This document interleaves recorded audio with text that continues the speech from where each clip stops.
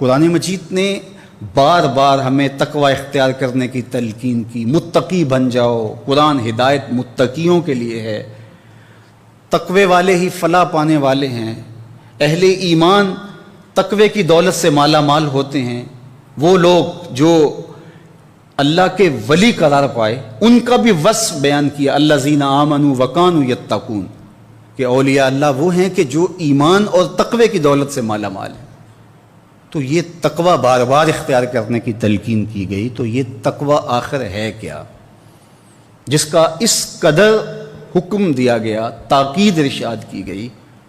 کتاب و سنت میں ہمیں بار بار یہ کہا گیا کہ تم متقی بن جاؤ، اللہ متقیوں کو پسند کرتا ہے، تمہارے روزے کا مقصد تقوی کا حصول ہے، تمہاری نماز کا مقصد تقوی کا حصول ہے، تمہاری قربانی کا گوشت اللہ کو نہیں پہنچتا، اس کا خون اللہ کو نہیں پہنچتا، گوشت تم خود کھا لیتے ہو، خون نالیوں میں بہہ جاتا ہے، تو پھر اللہ کو کیا پہنچتا ہے؟ کہا وہ تمہارے دل کا تقوی اللہ کو پہنچتا ہے۔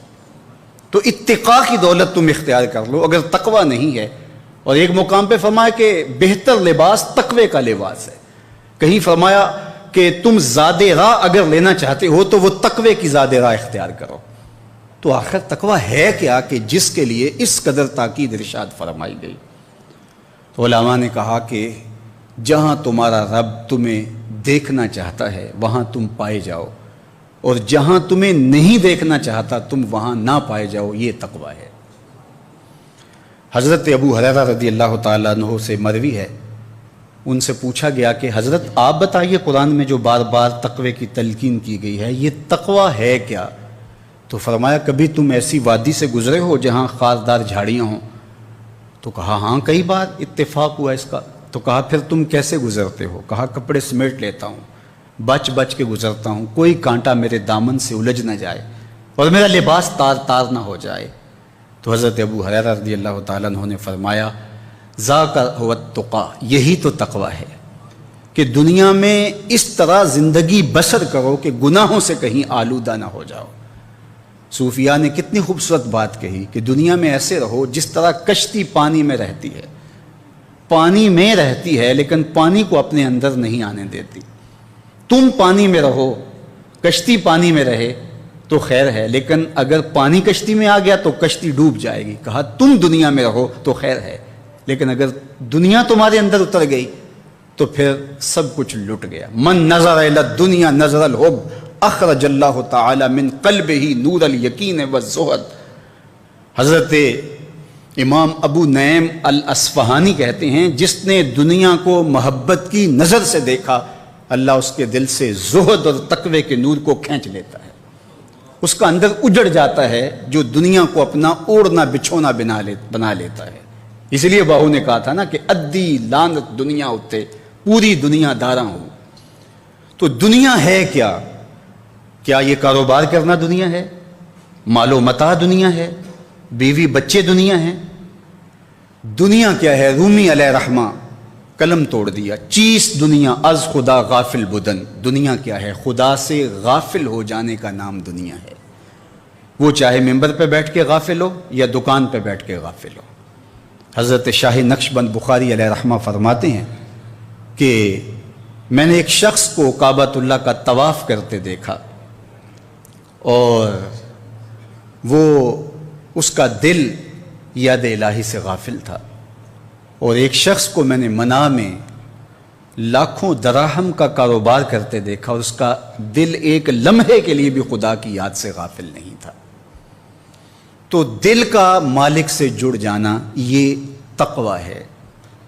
سیدنا علی المرتضیٰ رضی اللہ تعالی عنہ فرماتے ہیں کہ تقوی یہ ہے کہ تم نیکی کرنے کے باوجود بھی ڈرتے رہو کہ پتہ نہیں قبول ہوئی یا کہ نہیں۔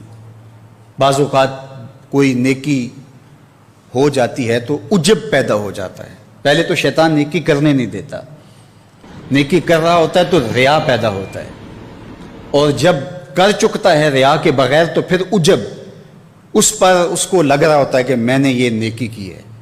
نماز 4 پڑھ لے تو وہ بے نمازیوں کو حقیر جاننے لگ جاتا ہے۔ تو پہلے اس کو شیطان نیکی کرنے سے روکتا ہے، نیکی کر رہا ہوتا ہے تو ریا شامل کرتا ہے، کر چکتا ہے تو عجب پیدا کرتا ہے۔ اس لیے بڑی مشکل منزل ہے۔ تو سیدنا علی المرتضیٰ رضی اللہ تعالیٰ عنہ فرماتے ہیں کہ تقویٰ یہ ہے کہ نیکی کرنے کے باوجود بھی ڈرتا رہے، پتہ نہیں میری نیکی بھی قبول ہوئی ہے یا کہ نہیں۔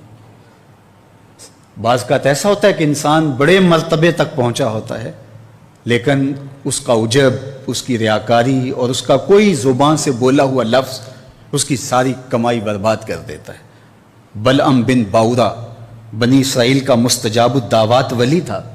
جب ہاتھ اٹھا کے دعا مانگتا تو ہاتھ نیچے بعد میں کرتا، قبولیت پہلے ہو جاتی، لیکن پھر اسی کے بارے میں کہا گیا نا، مَثَلُهُ كَمَثَلِ الْكَلْبِ، اس کی مثال کتے کی مثال ہے۔ زبان لٹک گئی، زمین چاٹتا تھا ولی، مستجاب الدعوات تھا، لیکن تکبر میں آ گیا اور وقت کے نبی کے خلاف ہاتھ اٹھا کے بد دعا کرنے لگا اور زبان لٹک گئی، اور پھر اس کو قرآن نے کہا اس کی مثال کتے کی مثال ہے۔ اسی لیے میاں صاحب بولے کہ پڑھنے اتے ناز کرینا تے نہ آکھی میں پڑھیا، پڑھنے اتے ناز کرینا تے نہ آکھی میں پڑھیا، او جبار کہار صداوے متا روڑ دے وے دودھ کڑیا، کیتی کتری پئی کھو محمد تے سکہ بنیا زردہ، ساری کمائی لٹ جاتی ہے۔ حضرت بایزید بستامی سے ایک بڑھیا نے پوچھا تھا کہ میں آپ سے ایک مسئلہ پوچھنے آئی ہوں۔ کہا پوچھئے۔ کہا میرے گدھے کی دم اچھی ہے یا آپ کی داڑھی اچھی ہے؟ یہ مسئلہ کوئی مجھے پوچھے پھر جانے کہاں پائے۔ لیکن بایزید بستامی رو پڑے، کہا بڑھیا تیرے سوال کا جواب فی الحال میرے پاس نہیں ہے، یہ تو مرنے کے بعد ہی بتا سکتا ہوں۔ خیر بایزید بستامی کا انتقال ہو گیا، بڑھیا کو خواب میں ملے، اس نے کہا میرا سوال وہیں کھڑا ہے۔ کہا اللہ کا شکر ہے میرا خاتمہ ایمان پہ ہو گیا، اب تیرے گدھے کی دم کو میری داڑھی سے کیا نسبت ہو سکتی ہے؟ اس نے کہا بتائیے آپ کے رب نے آپ کے ساتھ سلوک کیا کیا؟ تو حضرت بایزید بولے جب میں مالک کے روبرو پیش ہوا تو میرے مالک نے مجھے کہا اے بوڑھے بتا میرے پاس کیا لے کر آیا ہے؟ تو میں نے جواب میں کہا مالک جب بادشاہوں کی چوکھٹ پہ فقیر آئیں تو شہنشاہ فقیروں کو یہ تو نہیں پوچھتے کہ کیا لے کر آئے ہو، وہ تو یہی پوچھتے ہیں کیا لینے آئے ہو۔ میں لے کر کچھ نہیں آیا، تیری رحمت لینے آیا ہوں، اللہ نے میری یوں ہی بخشش فرما دی۔ تو جب تک یہ یقین نہ ہو کہ میرا انجام کیا ہے اتنی دیر تک دھڑکا لگا رہے، ڈر لگا رہے، یہ مومن کی زندگی کا جمال ہے۔ حضرت ابی ملیکہ رضی اللہ تعالیٰ عنہ فرماتے ہیں، یہ تابعی ہیں، کہتے ہیں میں 30 اصحاب رسول سے ملاقات کی ہے، بخاری کتاب الایمان اٹھائیے، 30 اصحاب رسول سے میں نے ملاقات کی ہے، ہر ایک اپنی آخرت کے بارے میں ڈر میں لگا رہتا تھا، فکر میں تھا کہ میری آخرت ٹھیک ہو جائے۔ رنگا رنگ سہیلیاں پرن کڑے پر پریا اس دا جانیے جس دا توڑ چڑھے۔ تو کہا کہ اس دھڑکے میں تو ہم تھوڑا عمل کر بیٹھیں تو ہواؤں میں اڑنا شروع کر دیں کہ ہمارے جیسا زمانے میں کوئی نہیں، لوگوں کا مذاق اڑانا شروع کر دیں، گناہ گاروں کی تحقیر کرنا شروع کر دیں، ہم کون ہوتے ہیں؟ تو تقویٰ یہ ہے کہ نیکی کے بعد بھی ڈرتے رہیں کہ میرے مالک قبول کر لے۔ گناہ کے بعد جو مومن کی کیفیت ہے، مومن کے سینے کے اندر جو ایک ڈر کی کیفیت ہے، وہ تو ایک جہان ہی الگ ہے۔ نیکی کے باوجود بھی اس کے سینے کے اندر اللہ کی خشیت، اللہ کا خوف اور اللہ کا ڈر موجود ہو، اور اگر ان سے گناہ سرزد ہو جائے تو مومن کی شان یہ بتائی گئی ہے کہ وہ ایسے محسوس کرتا ہے جس طرح پہاڑ تلے آ گیا ہو اور ابھی گر جائے گا اور وہ ریزہ ریزہ ہو جائے گا۔ اور منافق کی مثال بتائی کہ جب وہ گناہ کر بیٹھتا ہے تو یوں محسوس کرتا ہے کہ بدن پہ مکھی بیٹھی اور ہلکے اشارے سے اس کو اڑا دیا۔ میں اور آپ ذرا اپنے آپ کو دیکھ سکتے ہیں کہ ہم کہاں کھڑے ہیں زندگی میں۔ اگر ہم سے کوئی خطا سرزد ہو جائے تو ہماری کیفیت باطن کیا ہوتی ہے؟ کیا یوں ہوتے ہیں کہ پہاڑ تلے آ گئے ہیں، یا یوں کیفیت ہوتی ہے کہ کوئی بات نہیں ہے؟ ہم کہتے ہیں فلاں بخشا گیا تو ہم بھی بخشے جائیں گے۔ اپنی عاقبت کو، اپنی آخرت کو دوسروں کے ساتھ ہم جوڑتے ہیں، جبکہ ہمیں حکم دیا گیا ہے کہ دنیا میں اپنے سے جو نیچے ہے اس کو دیکھو اور دین میں جو اپنے سے اوپر ہے اس کو دیکھو۔ لیکن دنیا کے اندر ہم اپنے سے اوپر کو دیکھتے ہیں اور دوڑ لگا دیتے ہیں، اور دین میں ہم اپنے سے نیچے کو دیکھتے ہیں، فلاں بخشا گیا تو ہم بھی بخشے جائیں گے۔